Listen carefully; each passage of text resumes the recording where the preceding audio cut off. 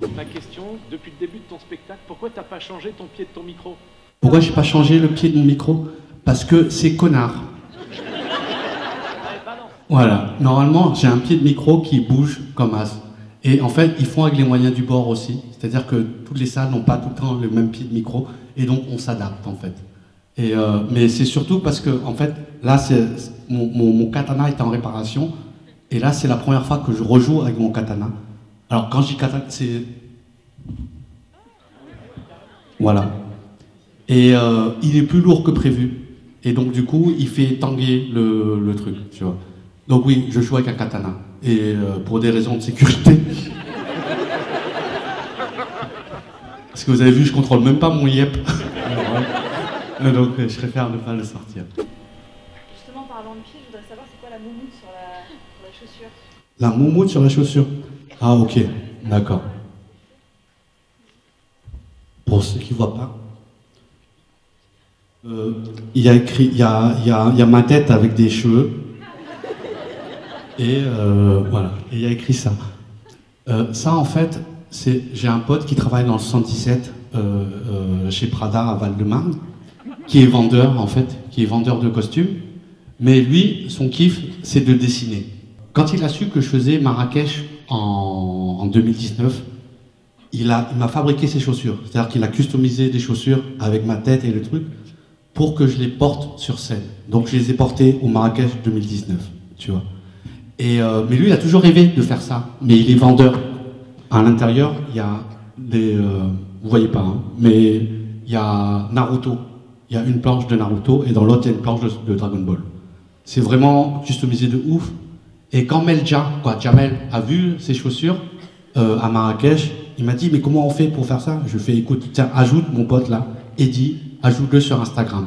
Il a ajouté Eddy sur Instagram. Et je ne sais pas comment la vie est faite, mais du coup, 3 mois plus tard, Lionel Messi lui a commandé un truc. Donc on passe de chaussures à un Chinois chelou à Lionel Messi. Et c'est pour ça que je les porte en fait. C'est juste de se dire que quand tu veux faire quelque chose, fais-les et tu sais pas où c'est que ça va. Du coup, c'est quoi son Insta? C'est quoi son Insta? Je les mettrai derrière. Mais toi, tu parles comme ça. Tu t'en bats les couilles des règles. Vraiment. Lui, alors, vous ne voyez pas depuis le début, mais c'est un rebeu avec un bras complètement éclaté. Des sourcils, c'est interflora.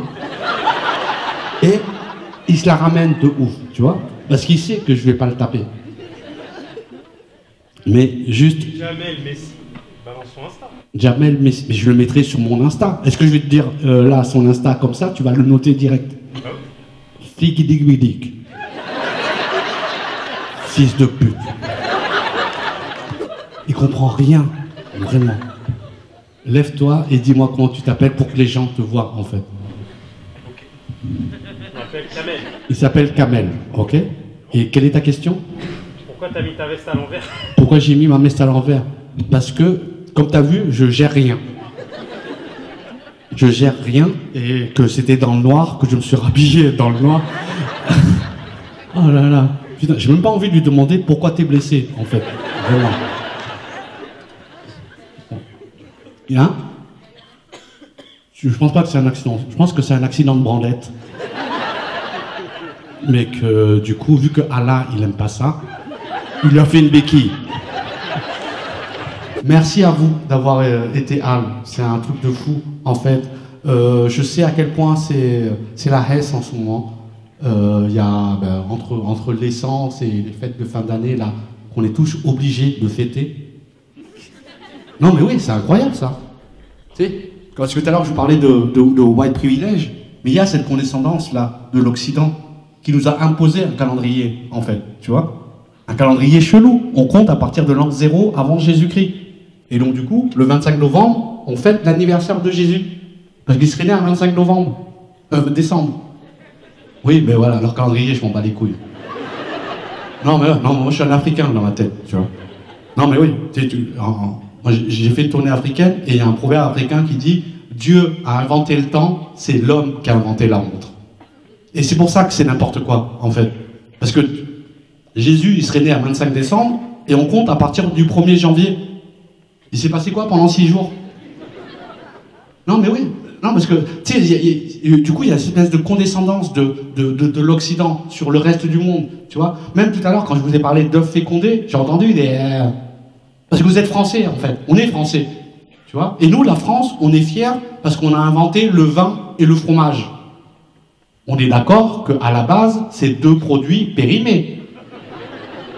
Du jus de raisin éclaté et du lait d'un autre animal qu'on a laissé pourrir. Voilà. Qui c'est qui a inventé ça? C'est les Français, vraiment. En mode, je fais du vin, je fais du raisin, 35 heures. Allez, je laisse. Mais, oui, parce qu'il y a cette condescendance-là, tu vois. Parce qu'à Noël, t'as vu, c'est festif. On doit tous manger des trucs, là, tu vois. En France, ils kiffent le foie gras. On est d'accord que le foie gras, c'est du cancer d'oie. On a pris un animal, on lui a donné à manger, jusqu'à ce qu'il y ait un cancer, une cirrhose, et après on se fait des tartines. Tu veux une tartine de cancer, frère? C'est du lavéri. Parce qu'on mange rien autour. Vous mangez rien autour. On mange pas d'ailes d'oie, non? On mange que le cancer, tranquille. Et on adore manger des huîtres. Des huîtres, frère. C'est qui le premier gars qui a dit, hé, poto, t'as vu le caillou là, qu'il y a sur l'autre caillou? Viens, on va le manger. Tiens, on l'ouvre et on mange le molar qui est à l'intérieur. Non, je te jure, c'est bon ce molar là. Mets un peu de citron, tu vois. Et de l'échalote. Et le fromage c'est du lait pourri, on est d'accord. Parce que j'ai joué à Lille il y a 2 semaines et ils sont fiers de leur fromage aussi. Ils m'ont fait goûter du maroilles. Alors, je sais pas à quoi est fait les autres fromages, mais je pense que le maroilles, c'est du lait de pied. Ça pue sa mère. Je pense qu'on traite les orteils comme un... Oui, monsieur, tu peux te lever, s'il te plaît, mon ami? Tu t'appelles comment, mon frère? Julien. Julien, je voulais juste, d'abord, avant que tu poses ta question, te remercier parce que vous avez rigolé très très fort et je voyais dans tes yeux que tu étais très intéressé. Donc, tu es avec une meuf, je sais que de dos. Mais non. Donc, dis-moi, Julien. J'ai 2 questions. Dis-moi. La première, c'est pourquoi tu as choisi Damary? Pourquoi j'ai choisi Damary? Ok. C'est un choix comme ça. Ok. Et la deuxième, c'est quoi ton prochain objectif? Est-ce que tu as un objectif? Ok. Alors, pourquoi j'ai choisi Damary? Parce que je n'ai pas choisi. Il faut savoir que ma productrice a kidnappé mon passeport. Et donc, du coup, je suis vraiment sa pute de fou. Et que je savais pas, en fait, que Damary Lélis, c'était dans le 77. Je pensais que c'était ailleurs, en fait.